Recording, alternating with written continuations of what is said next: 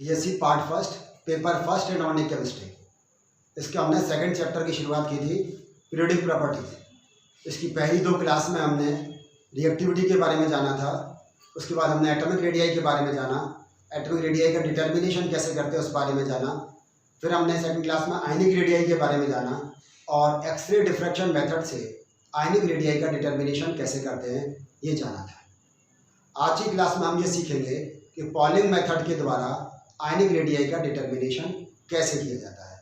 हमने जब x ray diffraction method में सीखा था तो हमने कहा था कि किसी भी ऐसा इस प्रकार का हम क्रिस्टल ले लें, ऐसा आयनिक क्रिस्टल ले लें जिसमें एनाइन का साइज बड़ा हो और कैटाइन उसके द्वारा बनाए गए वाइड में फिट हो जाए।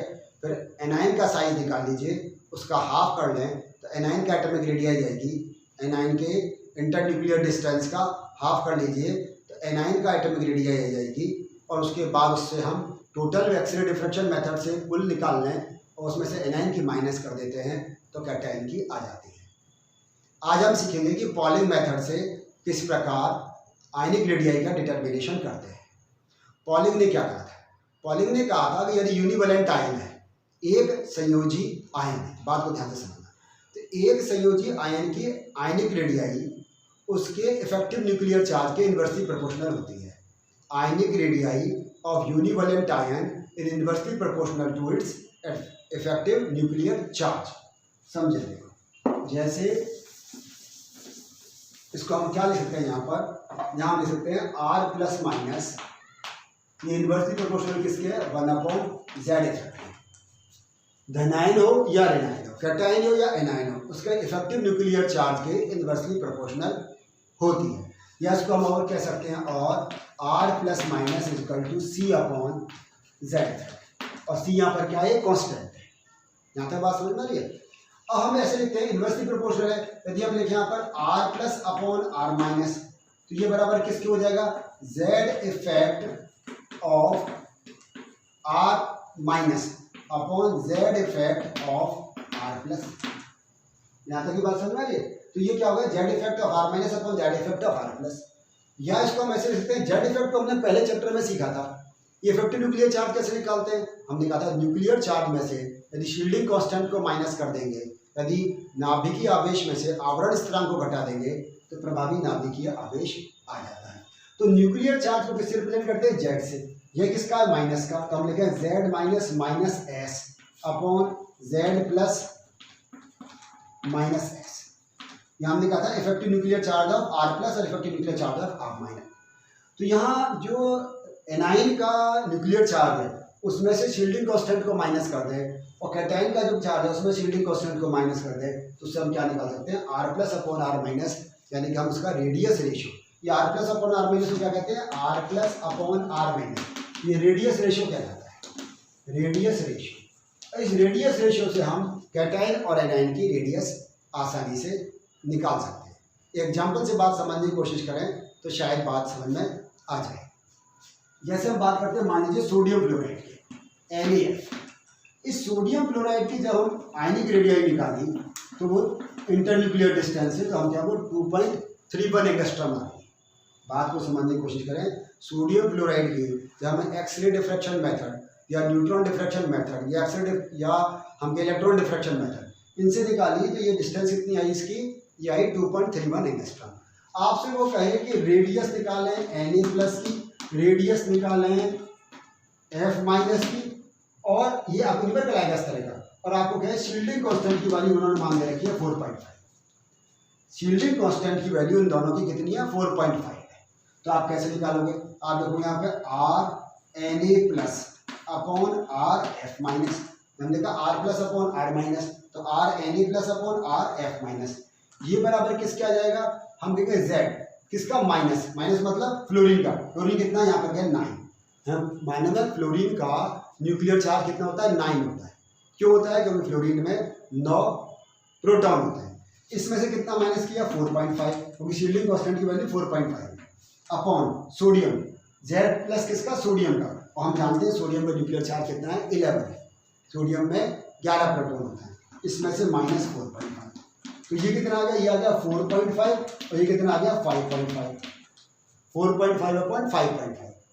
और इसको हम जब कैलकुलेट करें तो ये लगभग मान लो हम फॉर एग्जाम्पल लेके चलें, मानो ये 0.73 आता है। अच्छा मैं मान के चल रहा हूँ, आप कर लेना इसको कितना आएगा। मान लीजिए कितना आ गया ये 0.73, तो 4.51 5.5 ये कितना आ गया ये 0.73 आ गया। अब आगे की बात सुनो, तो हमारे पास में इक्वेशन क्या बन गई, RNA plus is equal to RF minus into 0.73। तो ये RF माइनस इंटू ये Na प्लस किसके बराबर हो गया, इसके बराबर हो गया। एक इक्वेशन हमारे प्लस में पास में क्या है, RNA plus plus RF minus, और ये कितनी दे रखी है, ये दे रखी है 2.31 एंगस्ट्रॉम। ये आपकी बुक में दिया हुआ है, आपको जो क्वेश्चन आया उसमें दिया है। तो यहाँ RNA प्लस बराबर कितना हो गया, RF माइनस इंटू 0.73, या इसको हम ऐसे यहाँ लिख सकते हैं 0.73 RF माइनस, ऐसे भी आप चाहो तो पॉइंट लिख सकते हो। अब इसके बाद क्या करेंगे हम, इस इक्वेशन में जो है RNA प्लस है उसी में क्या रख दो 0.73 RF माइनस, क्योंकि RNA प्लस किसके बराबर है 0.73 RF माइनस की, और उसके बाद प्लस RF माइनस, ये कितना है 2.31 एंगस्ट्रॉम। ठीक है, इन दोनों को जोड़ो कितना होगा 1.73 RF माइनस बराबर 2.31 एंगस्ट्रॉम। ठीक है, तो RF माइनस बराबर क्या होगा 2.31 अपॉन 1.73। अब इस 2.31 अपॉन 1.73 कर दो तो ये लगभग कितना आ गया, मान लीजिए हम फॉर एग्जाम्पल गए 1.36 एंगस्ट्रॉम आ गया। तो हमने किसकी निकाल ली, फ्लोरीन की। वो अच्छी तरह समझ में आ गया। हमने यहाँ पर क्या किया, इस इक्वेशन में Na की जगह ये वैल्यू पुट कर दी, इन दोनों को जोड़ लिया, इसमें 1 है, ये 0.73 है, 1.73 हो गया, और 1.73 को इधर ले गए तो 1.36 एंगस्ट्रॉम आ गया। हमें किसकी पता चल गई, F माइनस की। अब इससे आप बहुत आसानी से सोडियम की निकाल सकते हैं।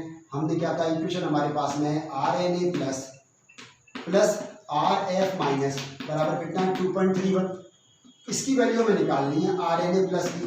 इसकी कितनी आ गई हमारे पास में 1.36 इक्वल टू 2.31 एंगस्ट्रॉम। तो RNA प्लस बराबर किसको हो गया, इसमें से इसको माइनस कर दो, 2.31 माइनस 1.36 एंगस्ट्रॉम बराबर लगभग कितना आ गया 0.95 एंगस्ट्रॉम। जैसे हमने निकाली सोडियम की जो आयनिक रेडियस है वो 0.95 एंगस्ट्रॉम हो गई, और इसके अलावा जो फ्लोरीन की निकाली वो 1.36 एंगस्ट्रॉम हो गई। तो इस प्रकार से हम इसकी आसानी से एटॉमिक आयनिक रेडियाई निकाल सकते हैं। ये क्वेश्चन आप खुद करना। जैसे मान लीजिए आपसे कहता है वो पोटेशियम क्लोराइड की निकालना, KCl। KCl की जो उन्होंने दे रखी है वो मान लीजिए रखिए 3.14 एंगस्ट्रॉम। ठीक है, और इसके स्क्रीनिंग कांस्टेंट की वैल्यू फॉर एग्जांपल हम क्या मान लीजिए 11.5। उदाहरण के लिए हम मान लें ये 11.5 इसका स्क्रीनिंग कांस्टेंट है। तो आप कैसे करोगे, आपको ध्यान है, क्या लिखोगे RK plus upon RCl minus.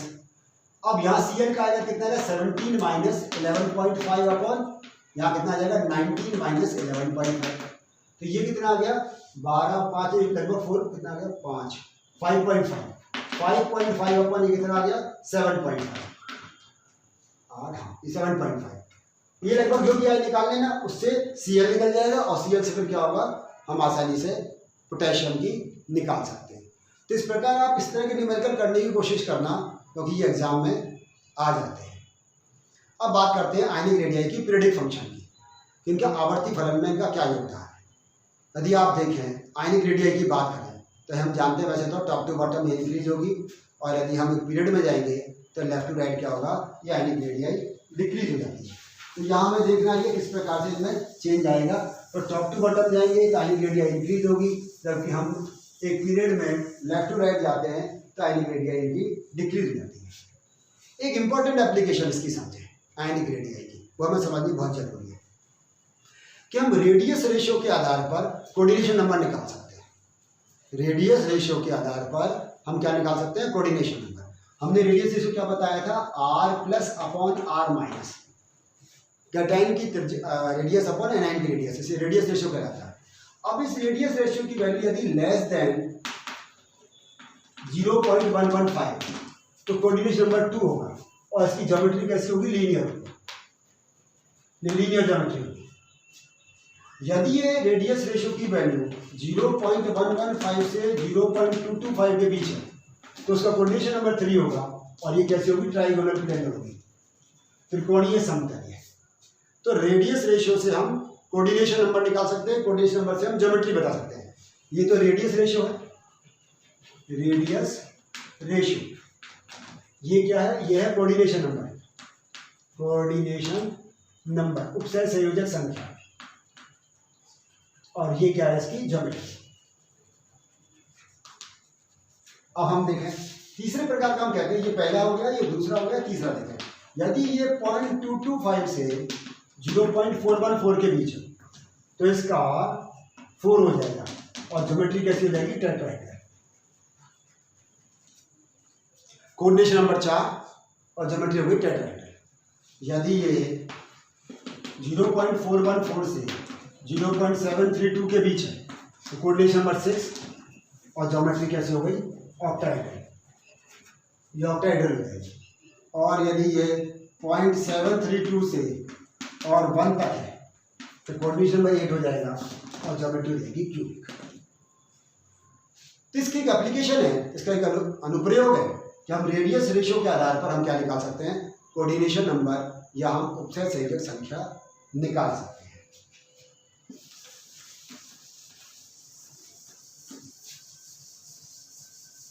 इसके अलावा हम बात करते हैं डायगोनल रिलेशनशिप की। जैसे देखो यहाँ पर लिखे हम लिथियम, इसके नीचे सोडियम, यहाँ लिखे बेरिलियम, यहाँ मैग्नीशियम, इसके बाद बोरॉन, एल्युमिनियम और कार्बन और सिलिकॉन। तो लिथियम की प्रॉपर्टी मैग्नीशियम से और बेरिलियम की प्रॉपर्टी एल्युमिनियम से और बोरॉन की सिलिकॉन से मिलती है। बात समझे? अभी हमने क्या था, ग्रुप में ऊपर से नीचे जाते हैं तो प्रॉपर्टी एक जैसी होती है, लेकिन लिथियम की मैग्नीशियम से, बेरिलियम की एल्युमिनियम से, बोरॉन की सिलिकॉन से प्रॉपर्टी मिलती जुलती हैं। कारण क्या है? क्योंकि इनकी एटॉमिक साइज और आयनिक साइज लगभग समान हो जाता है। बेरिलियम का एटॉमिक आयनिक साइज एल्युमिनियम के समान और लिथियम का एटॉमिक आयनिक साइज मैग्नीशियम के समान हो जाता है। इस कारण से इनकी प्रॉपर्टीज एक जैसी दिखाई देती हैं। यदि हम इनके सॉल्ट की बात करें, वाटर में सॉल्युबिलिटी की बात करें, अब जैसे मानो मैग्नीशियम भी नाइट्राइड बनाता है, लिथियम भी नाइट्राइड बनाता है, सोडियम नहीं बनाता।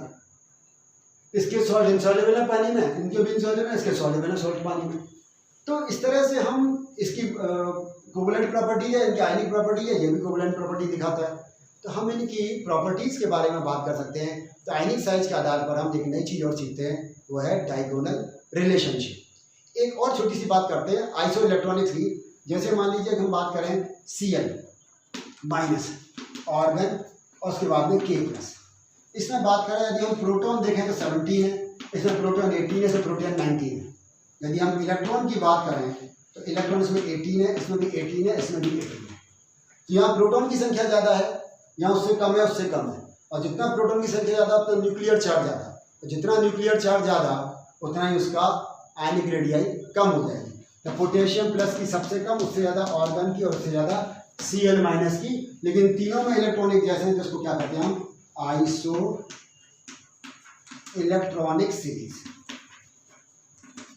तो आइसो इलेक्ट्रॉनिक सीरीज में भी आपसे कहे कि किस प्रकार से हम उसके आयनिक रेडियाई निकालेंगे, उन आयनिक रेडियाई का ऑर्डर क्या होगा, तो वो भी आप आसानी से बता सकते हैं। इससे जो पोटेशियम है, इससे इसके और आगे देखें तो कैल्शियम 2 प्लस की और भी कम होगी, उधर देखें तो यहाँ पर सल्फाइड आयन की और भी ज़्यादा होगी। तो आइसो इलेक्ट्रॉनिक सीरीज में भी आपसे कहे तो उस आधार पर आप प्रोटोनों की संख्या देख लें, न्यूक्लियर चार्ज देख लें और उसके बाद उसकी आयनिक रेडियाई बता सकते हैं। तो इस क्लास में हमने क्या सीखा कि आयनिक रेडियाई का डिटर्मिनेशन कैसे करते हैं, पॉलिंग मेथड क्या है, पॉलिंग मेथड से किस प्रकार आप न्यूमेरिकल आएगा तो वो आप कर लोगे, और साथ में हमने यहाँ का पीरियोडिक फंक्शन